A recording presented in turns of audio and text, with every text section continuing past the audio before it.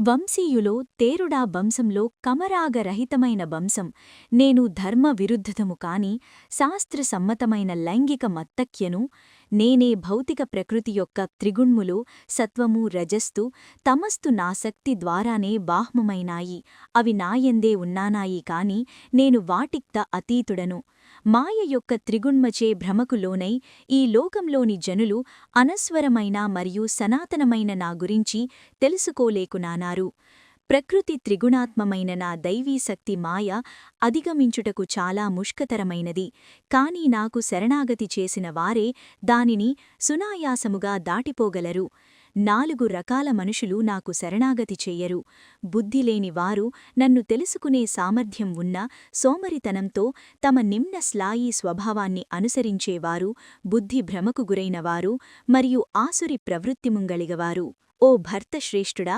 4 రకాల భక్తుపరాయణులు నా పట్ల భక్తితో నిమగ్నమవుతారు ఆపదలో ఉన్నవారు జ్ఞాన సముపార్జన కోసం ప్రయత్నించేవారు ప్రపంచం వస్తువులు సంపదన కోసం చూసేవారు మరియు జ్ఞానమునందు స్థితి కలిగి ఉన్నవారు వీరందరూ అందరిలోకెలా జ్ఞానంతో నన్ను పూజించేవారు మరియు నా పట్ల దృఢ సంకల్పంతో మరియు అనన్య భక్తితో ఉన్నవారిని అందరికంటే శ్రేష్టమైన వారిగా పరిగణిస్తును నేను వారిక్త ప్రియమైన వాడిని మరియు వారు నాకు ప్రియమైనవారు నాయందు భక్తితో ఉన్నవారందరూ నిజముగా ఉత్తములే కాని జ్ఞానముతో ఉండి దృఢ నిశ్చయము మరియు బుద్ధి నాయందు ఐక్యం చేసి కేవలం నన్ను మాత్రమే వారి పరమ లక్ష్యంగా ములిగి ఉన్నవారు స్వయంగా నా స్వరూపమే అని నేను పరిగణిస్తును ఎన్నో జన్మల ఆధ్యాత్మిక సాధన తర్వాత జ్ఞాన సంపన్నుడైన వ్యక్తి ఉన్నదంతా నేనే అని తెలుసుకుని నాకు శరణాగతి చెయ్యాడు అటువంటి మహాత్ముడు నిజముగా చాలా అరుదు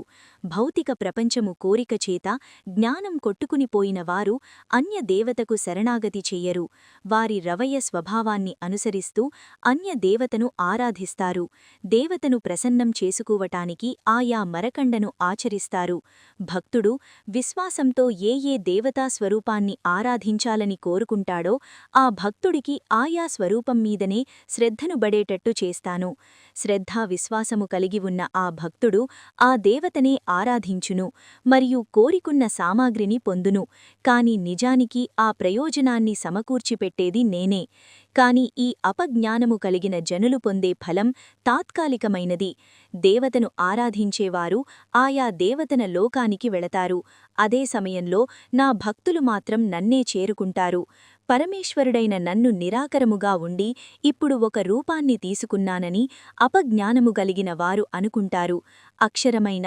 సర్వత్ర స్కృష్టమైన ఈ నా యొక్క ఆకార రూపాన్ని వారు అర్థం చేసుకోలేకునానారు నా యోగమాయ శక్తి ద్వారా కప్పబడి ఉన్న నేను అందరికీ గోచరించను కాబట్టి జ్ఞానం లేనివారు నేను పుట్టుము లేనివాడినని మరియు మార్పు చెందనివాడినని తెలుసుకోలేరు అర్జున నాకు భూత వర్తమాన భవిష్యత్తులు అంతా తెలుసు మరియు సమస్త ప్రాణులన్నీ తెలుసు కాని నేను ఎవరికీ తెలియను ఓ భర్తవంశస్థుడా రాగద్వేషమే ద్వంద్వములు మోహం నుండే పుట్టుచున్నవి ఓ శత్రువును జయించేవాడా ఈ భౌతిక జగత్తులో ఉన్న ప్రతి ప్రాణీ కూడా పుట్టుము నుండే వీటిచే భ్రమింపజేయబడుచున్నది పుణ్యకర్మలు ఆచరించుటచే ఎవరి పాపములైతే పూర్తిగా నశించిపోయినవో వారి ఈ ద్వంద్వముల మోహం నుండి విముక్తులవుతారు అటువంటి వారు నన్ను దృఢ సంకల్పంతో పూజిస్తారు ముసలితనం మరియు మరణం నుండి విముక్తం పొందటానికి పరిశ్రమిస్తూ నన్ను ఆశ్రయించిన వారు బ్రహ్మను తమ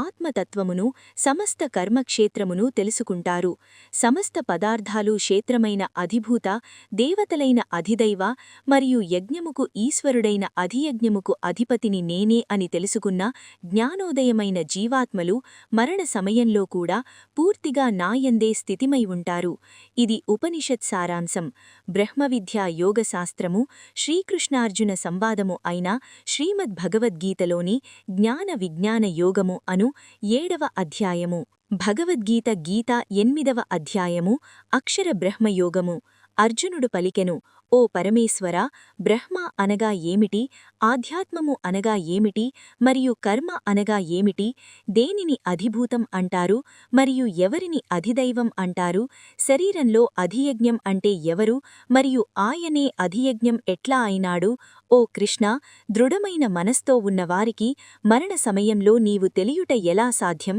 శ్రీ భగవానుడు పలికెను, సర్వత్ర వినాశనం లేని తత్వమునే బ్రహ్మన్ అందురు. వ్యక్తి యొక్క ఆత్మతత్వాన్నే ఆధ్యాత్మం అంటారు. ప్రాణుల భౌతిక తత్వమునకు మరియు వాటి అభివృద్ధికి సంబంధించిన పనులని కర్మ లేదా ఫలాపేక్షతో ఉన్న చర్యలు అంటారు. దేహాధారులో శ్రేష్ఠుడైన ఓ అర్జున, నిరంతరం మారుతూనే ఉండే ఈ భౌతిక సృష్టిని అధిభూత అంటారు. సృష్టిలో దేవతల అధిపతిగా ఉండే భగవంతుని స్వరూపాన్ని అధిదైవం అంటారు. సర్వభూతాల హృదయంలో నివసించే నేను అధియజ్ఞం అంటే సమస్త యజ్ఞములకు ప్రభువు అని పిలువబడతాను. మరణ సమయంలో నన్ను స్మరిస్తూ దేహాన్ని విడిచిపెట్టినవాడు నన్నే చేరుకుంటాడు. ఈ విషయంలో ఎలాంటి సందేహానికి తావులేదు. మృత్యుకాలంలో శరీరాన్ని విడిచిపెట్టే సమయంలో వ్యక్తి దేనినైతే గుర్తుచేసుకుంటాడో, ఓ కుంతిపుత్రుడా, ఎప్పుడూ అదే ధ్యాసలో ఉండటం వల్ల ఆ వ్యక్తి అదే స్థితిని పొందుతాడు. కాబట్టి సర్వకాలం యందు నన్ను స్మరిస్తూనే ఉండుము, మరియు నీ కుర్వామైన యుద్ధము కూడా చేయుము. నీ మనసు బుద్ధి నాకు శరణాగతి చేసి సమర్పించినచో నీవు తప్పకుండా నన్నే పొందుదువు. ఈ విషయంలో సందేహం లేదు. అభ్యాసముతో ఓ పార్థ, నిరంతరంగా మనసుని ఎటు పోనీయకుండా పరమేశ్వరుడైన నన్ను స్మరించుటయందే నిమగ్నం చేస్తే నీవు తప్పకుండా నన్ను పొందగలవు. భగవంతుడు సర్వజ్ఞుడు, అత్యంత ప్రచీరుడు, అందరినీ శాసించేవాడు, సూక్ష్మము కంటే సూక్ష్మమైనవాడు, అన్నింటికీ ఆధారమైనవాడు, ఊహకందని దివాస్వరూపము కలవాడు. ఆయన సూర్యుడి కంటే తేజోవంతుడు మరియు సమస్త అజ్ఞానపు చీకటికి అతీతుడు. ఎవరైతే మరణ సమయంలో యోగ అభ్యాసము చేత లభించిన అచంచమైన మనస్సుతో ప్రాణమును కనుబొమ్మల మధ్యన నిలిపి నిశ్చలంగా దివ్య మంగళ భగవంతుడిని అత్యంత భక్తితో స్మరిస్తారో వారు ఖచ్చితంగా ఆయనను పొందుతారు. వేద పండితులు ఆయనను నాశం చెందనివాడు అని చెప్పుదురు.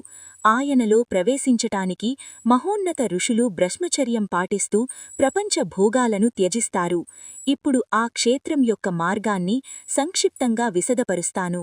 శరీరం యొక్క అన్ని ద్వారాలను నియంత్రించి మనస్సుని హృదయస్థానం యందే నిలిపి ప్రాణమును తలాలోకి లాగి వ్యక్తి ఏకాగ్రతతో యోగ ధ్యానంలో స్థితప్రుడై ఉండవలను. పరమేశ్వరుడైన నన్ను స్మరిస్తూ ఓంకారంను జపిస్తూ శరీరం నుండి వెళ్ళిపోయిన వ్యక్తి పరమగతిని పొందుతాడు. ఓ పార్థ, అనన్య చిత్తముతో నన్నే ఎల్లప్పుడూ స్మరించే యోగులకు నేను సులభంగానే దొరుకుతాను. ఎందుకంటే వారు నిరంతరం నాయందే నిమగ్నమై ఉంటారు. కాబట్టి నన్ను పొందిన పిదప మహాత్ములకు ఈ దుఃఖముతో నిండిన ఈ తాత్కాలికమైన లోకంలో పునర్జన్మ ఉండదు. ఎందుకంటే వారు పరిపూర్ణమైన పరిపూర్ణతను సాధించారు. బ్రహ్మలోకం పర్యంతం ఈ భౌతిక సృష్టి యొక్క లోకాలన్నింటిలో నీవు పునర్జన్మకు గురువవుతూనే ఉంటావు. ఓ అర్జున, కాని నా ధామమునకు చేరిన పిదప ఇక మరొక పునర్జన్మ ఉండదు. మహాయుగము అనగా 1000 చతుర్యుగాల కాలము. ఒక కల్పము బ్రహ్మదేవుడికి ఒక రాజు అవుతుంది, మరియు ఆయన ఒక రాత్రి కూడా అంతే సమయం ఉంటుంది. దీనిని అర్థం చేసుకున్న వివేకవంతులు పగలు మరియు రాత్రి యొక్క యథార్థాన్ని అర్థం చేసుకున్నట్లు. బ్రహ్మ యొక్క పగలు ప్రారంభం కాగానే సమస్త ప్రాణులు అవ్యక్త మూలం నుండి ఉద్భవిస్తాయి, మరియు ఆయన రాత్రి మొదలైనంతనే అన్ని జీవాత్మలు తమ అవ్యక్త రూపంలోకి లీనమైపోతాయి. బ్రహ్మ యొక్క పగలు మొదలవ్వగానే సమస్త జీవరాశులు పదే పదే పుట్టడం ప్రారంభమవుతుంది, మరియు బ్రహ్మరాత్రి ప్రారంభం అవ్వగానే అవి తిరిగి లయమైపోతాయి. మరుసటి బ్రహ్మ పగలు మొదలవ్వగానే అవన్నీ అప్రయత్నపూర్వకంగానే వాహ్మమవుతాయి. ఈ యొక్క వాహ్మము మరియు అవ్యక్తమైన సృష్టి కంటేనూ అలౌకికమైన మరియు సనాతనమైన అవ్యక్త అస్తిత్వం కడదు.